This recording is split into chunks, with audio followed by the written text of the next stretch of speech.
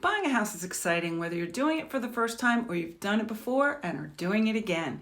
Even though there's a lot of information about buying a house on the web, and even though part of a realtor's job is to provide guidance, there are common mistakes some home buyers make, and these mistakes can cause them to not get the house they want. Worse yet, mistakes can cause them to not be able to buy a house at all.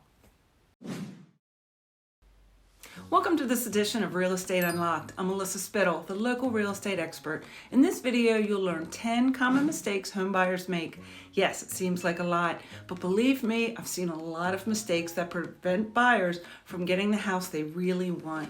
Sadly, some of these mistakes prevent them from buying a house altogether. Let's get started. Number one is not getting pre-approved before looking at properties. It's exciting to look at houses and buyers are always anxious to get started, but you need a pre-approval in order to make an offer, and you need to know how much a lender will actually be willing to lend you. Sometimes buyers are surprised to learn they can't get a loan for as much as they think they can. So it's important to talk with a lender or two first and do that research from the very beginning. That way, you'll be prepared to look at the right houses and make an offer on one of them. Speaking of lenders, don't get a pre-approval from an online lender that you've never heard of before. Of course, it's a good idea to shop around and see who has the best interest rates or other terms, but the reality is the wrong lender can absolutely jeopardize an entire deal. I always recommend finding a local lender who will be more available and easier to communicate with. A local lender is also more familiar with the different loan programs for the area where you want to live.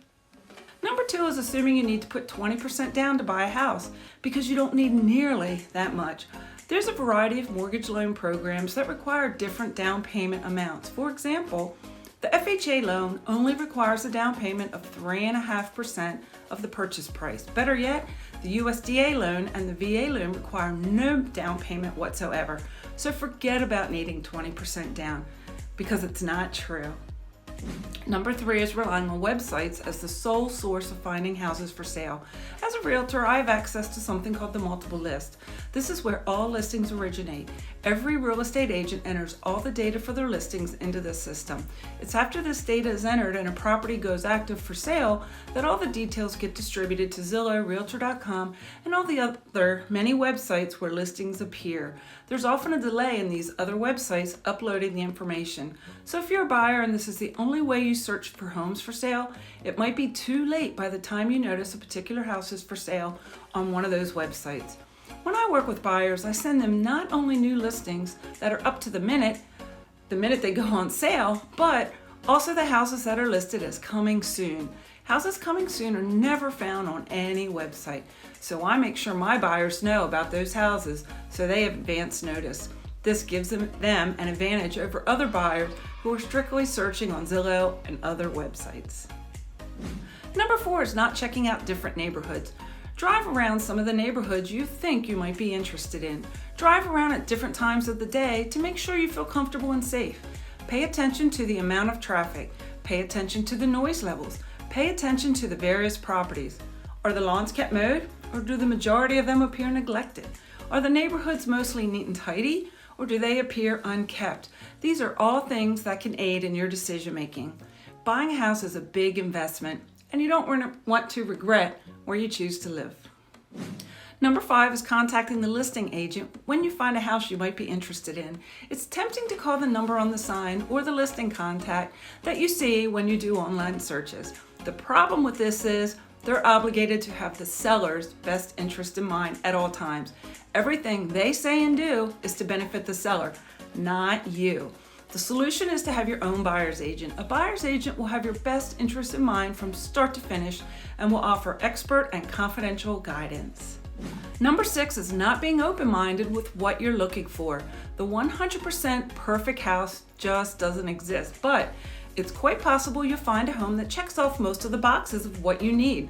There's always pluses and minuses. It's important to be realistic and prioritize those features you absolutely need versus those features that aren't deal breakers. It's also important not to focus on the small things.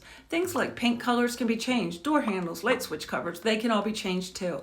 A lot of the small things can be changed and they are relatively inexpensive to change out and upgrade. Number 7 is relying on Zillow's estimates when deciding how much to offer for a house. They aren't accurate, they aren't reliable, and they're pretty much useless. Zillow hasn't been inside any houses. Zillow doesn't know the neighborhoods. Think about it this way. The CEO of Zillow sold his home and it sold for about 40% less than what his estimate was. That ought to tell you something. Buyers make a big mistake when they don't trust their realtor when deciding how much to offer on a house. Zillow uses nothing more than a mathematical formula to guess a home's value. It's crucial to take into account similar homes that sold within the previous 3 to 6 months. That is the true way to determine the most accurate estimate of a home's value. It's not relying on Zillow's estimate. Number 8 is not having a home inspection done. Inspections are optional and they do cost money. A typical home inspection here in Maryland is about $400. Buyers can also opt for additional inspections such as a chimney inspection, radon testing, septic inspections, well yield, water quality test, and termite inspections. All these things can quickly add up. They can easily cost a total of anywhere from $1,500 to $2,000. This is probably the most expensive purchase in a buyer's life. And you want to make sure you're not buying a house that will have all kinds of issues. You don't want to move in to find electrical outlets that don't work. You don't want to move in, and find there's a leak in the roof that you didn't know about. You don't want to move in and find there's a problem with the foundation. There are countless things that can be wrong with a house. The only way to know for sure is by having some inspections done before you buy it. Number 9 is making big purchases after you've gone under contract to buy a house.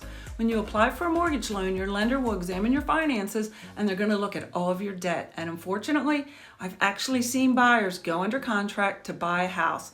And in all their excitement, they might go buy a car, or they might go buy new furniture for their house, or take a big vacation because they know they won't be able to afford it after they actually buy the house.